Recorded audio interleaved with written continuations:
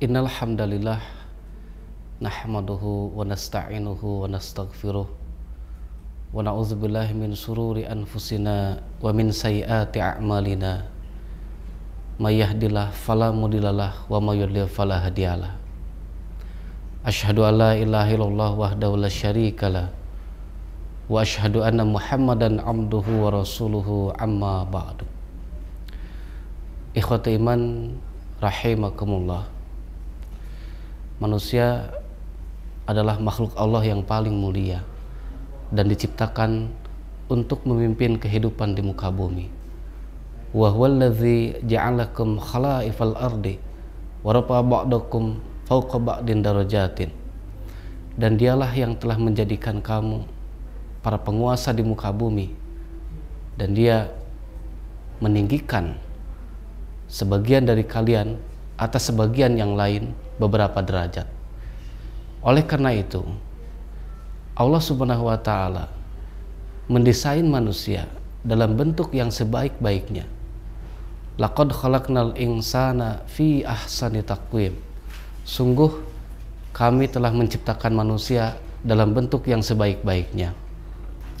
Namun Al-Quran juga mengabarkan tentang sisi lain dari keadaan manusia, bahwa manusia itu adalah makhluk yang bersifat lemah.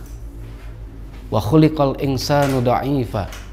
Dan manusia itu dijadikan bersifat lemah. Betapapun manusia diberikan kelebihan dibandingkan makhluk Allah yang lain, manusia tetap memiliki batas kemampuan dalam menghadapi kehidupan. Betapa banyak orang yang memiliki tubuh yang besar dan kekar, namun seketika tewas karena serangan makhluk yang bahkan tidak bisa dilihat tanpa bantuan alat pembesar. Betapa banyak orang yang hidup diliputi harta benda, namun seketika menjadi miskin karena sebuah bencana. Dan tidak sedikit orang yang hidup dalam keimanan, namun dia mati dalam kekufuran. Ikhwati iman rahimakumullah. Konon Raja Namrud mati karena diserang nyamuk. Al-Quran mengisahkan bahwa kaum Ad adalah bangsa yang sangat maju. Mereka dapat mendirikan bangunan-bangunan yang tinggi yang tidak dimiliki oleh bangsa yang lain. Namun mereka binasa hanya karena dikirim angin. Kabarnya ketika terjadi gempa bumi dan tsunami di Palu dan Donggala 2 tahun yang lalu, itu mengakibatkan kerugian yang nilainya triliunan rupiah, padahal durasinya hanya sebentar saja. Kemudian seorang aktivis melaporkan bahwa ada seorang pengurus masjid yang murtad 3 hari sebelum kematiannya. Sungguh Allah Maha Kuasa untuk membalikan suatu keadaan. Maka hendaklah kita senantiasa membangun kesadaran bahwa tidak ada daya dan upaya kecuali atas pertolongan Allah Subhanahu wa ta'ala. Sebagai wujud kesadaran diri akan kelemahan diri, hendaklah kita senantiasa menyandarkan hati kita kepada Allah Subhanahu wa ta'ala. Hendaklah kita senantiasa menggantungkan hidup kita kepada Allah Subhanahu wa ta'ala. Ikhwati iman rahimakumullah. Lantas dalam hal apa kita harus senantiasa memohon pertolongan Allah Subhanahu wa ta'ala? Pertama, hendaklah kita senantiasa memohon pertolongan Allah dalam urusan akhirat. Di dalam Al-Quran Allah Subhanahu wa ta'ala berfirman, A'udzubillahi minasyaitonirrajim. Walaula fadlullahi alaikum warahmatuhu ma zaka minkum min ahadin abadan.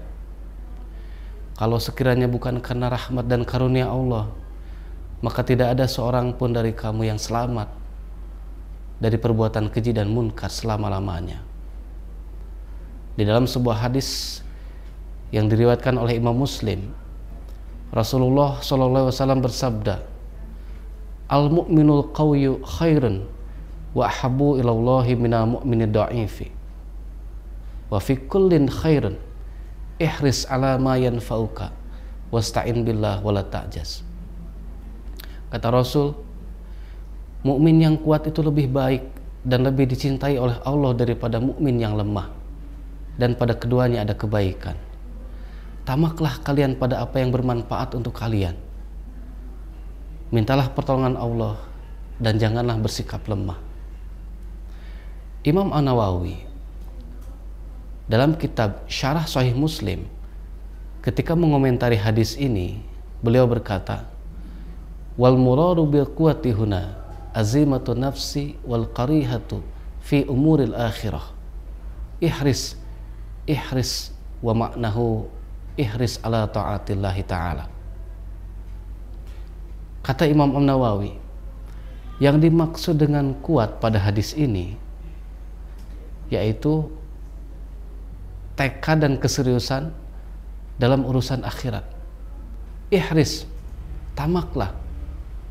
Adapun yang dimaksud dengan ihris, tamaklah, wa maknahu ihris ala ta'atillah, maknanya adalah tamaklah dalam melaksanakan ketaatan kepada Allah.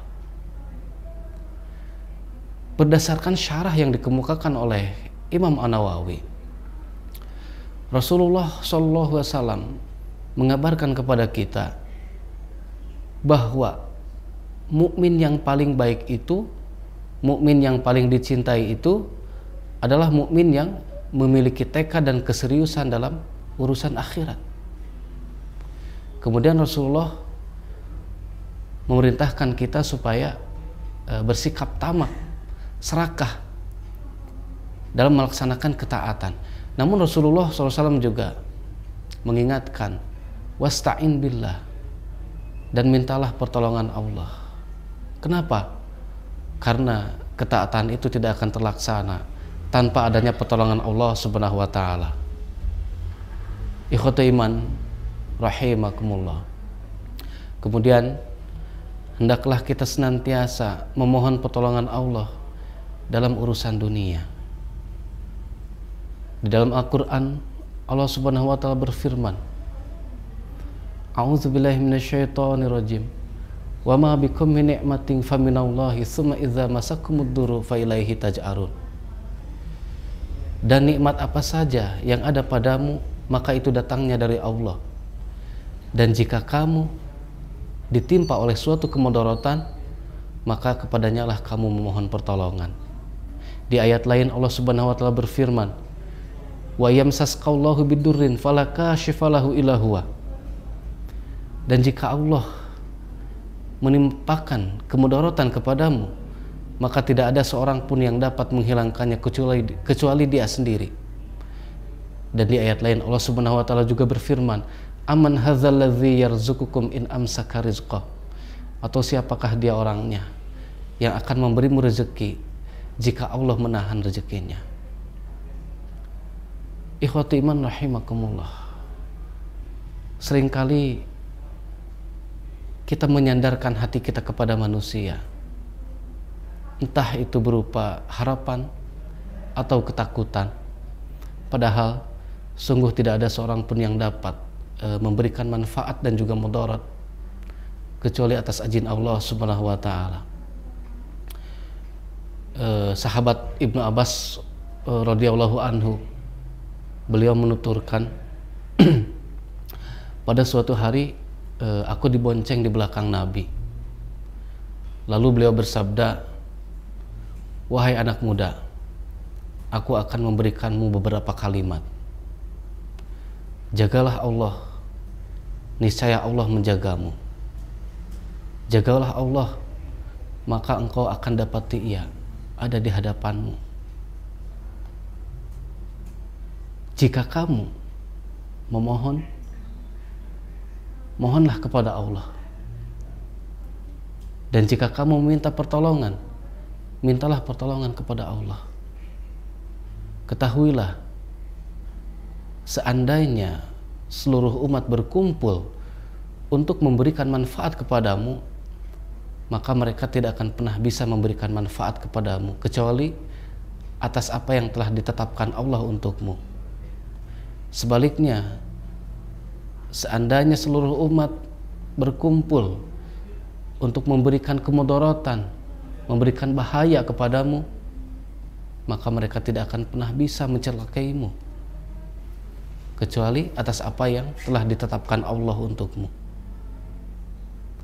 Ikhwati iman rahimakumullah, itulah nasihat dan fakta yang disampaikan oleh Nabi. Dalam kehidupan sehari-hari mungkin kita meminta bantuan sesama manusia, namun hati kita mesti tetap bersandar kepada Allah Subhanahu wa Ta'ala. Harapan kita mesti tetap ditujukan kepada Allah Subhanahu wa Ta'ala.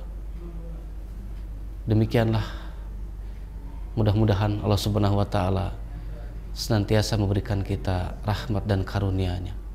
Wassalamualaikum warahmatullahi wabarakatuh.